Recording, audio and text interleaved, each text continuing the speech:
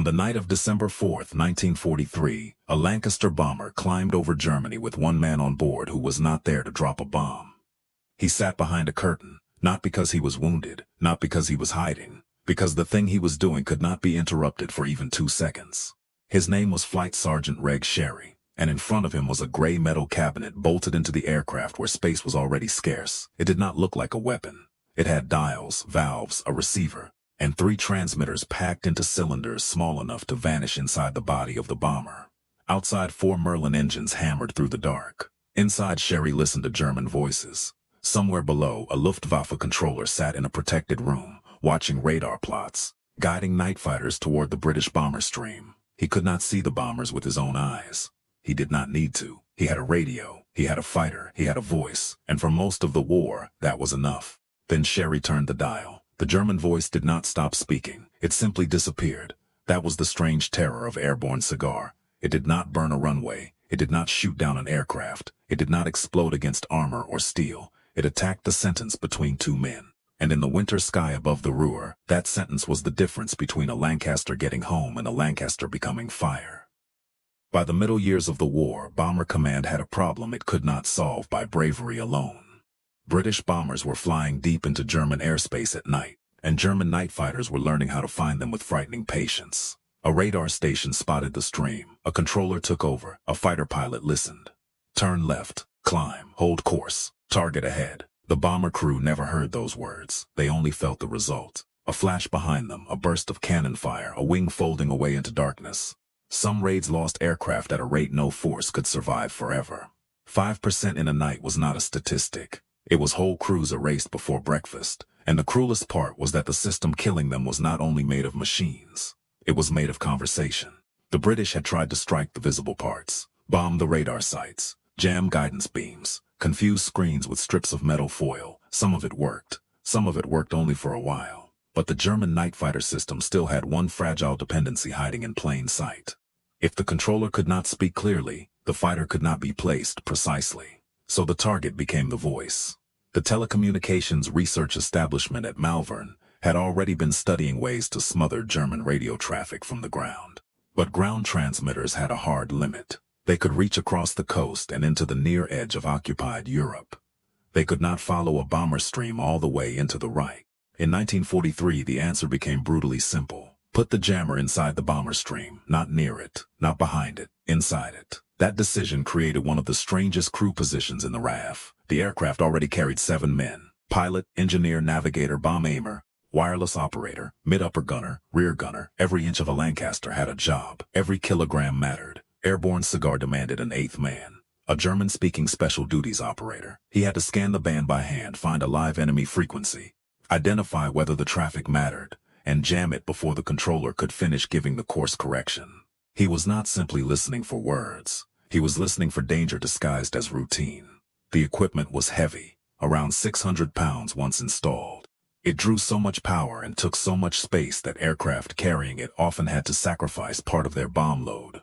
Fitting it into a Lancaster could take thousands of hours of ground crew work. It was awkward, it was hungry, it was fragile, and when it worked, it could smother a whole piece of the German night sky. The Germans gave the sound a nickname: doodle sack, bagpipes, because the signal that came across their frequency was not a clean tone. It was a groaning, warbling, sawing noise that seemed almost alive. It climbed over the human voice, sat on it, and crushed it until orders became meaningless. A controller might still be speaking.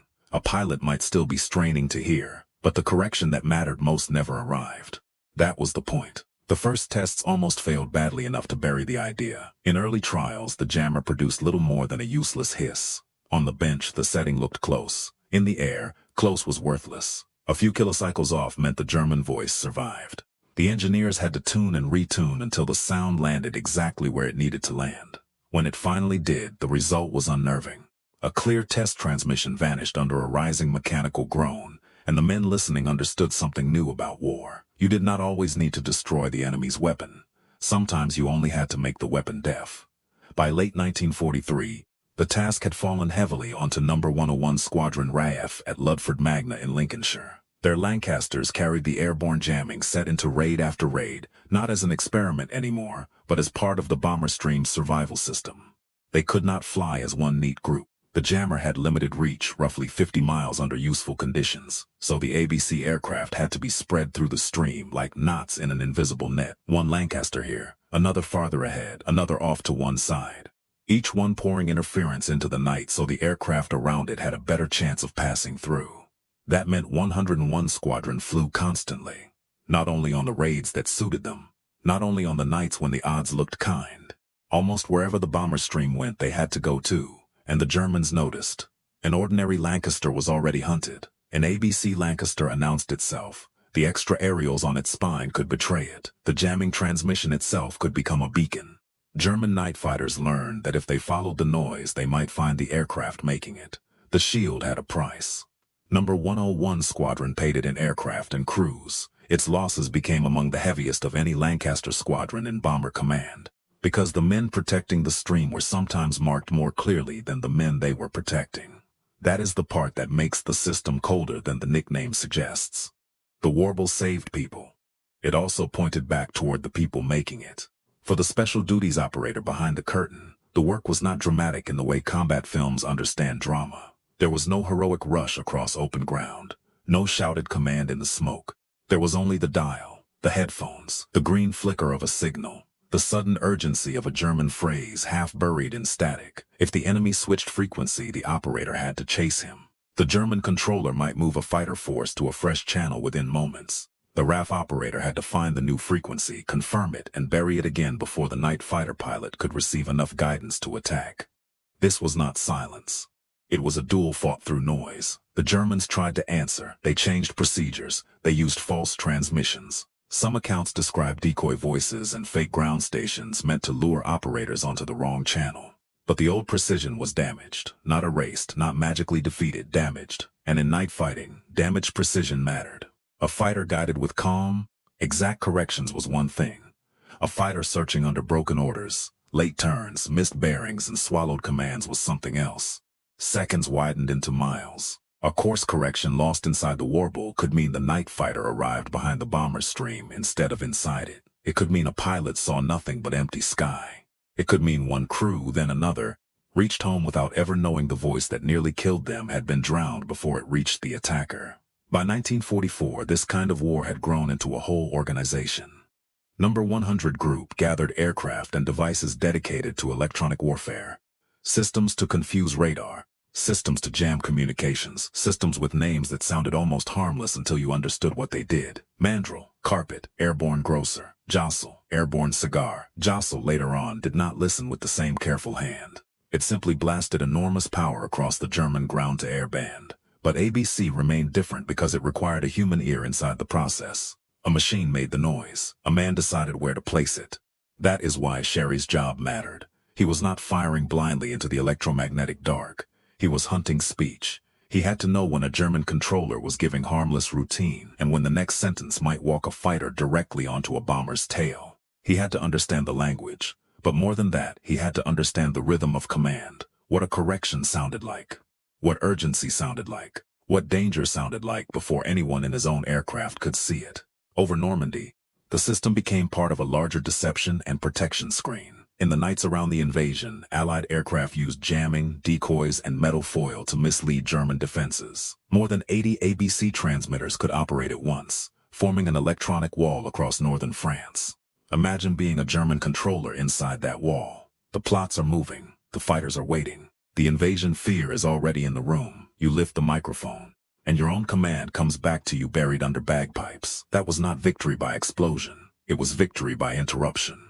The full effect of Airborne Cigar can never be counted cleanly. No one can say exactly how many bombers lived because one frequency was jammed rather than because of cloud, window, mosquito intruders, bad German timing, or simple luck. War rarely leaves that kind of honest arithmetic behind. Some records were incomplete, some were destroyed. Some victories were only visible as absences. The fighter that did not arrive, the attack that came too late, the bomber that landed with its crew shaken but alive. But the psychological effect was easier to feel. Night fighter pilots depended on control. They were trained to trust the voice from the ground. It gave them height, direction, confidence. When that voice dissolved at the moment it mattered, the cockpit changed. The pilot was still armed. The aircraft was still fast. The guns still worked. but the invisible hand guiding him had slipped. In that gap, fear entered. German crews came to dread the confusion that Allied electronic warfare created, not only because it stopped interceptions, but because it made the whole night feel less trustworthy. A voice could vanish, a bearing could be wrong, a landing could be rushed, a shadow could be a mosquito.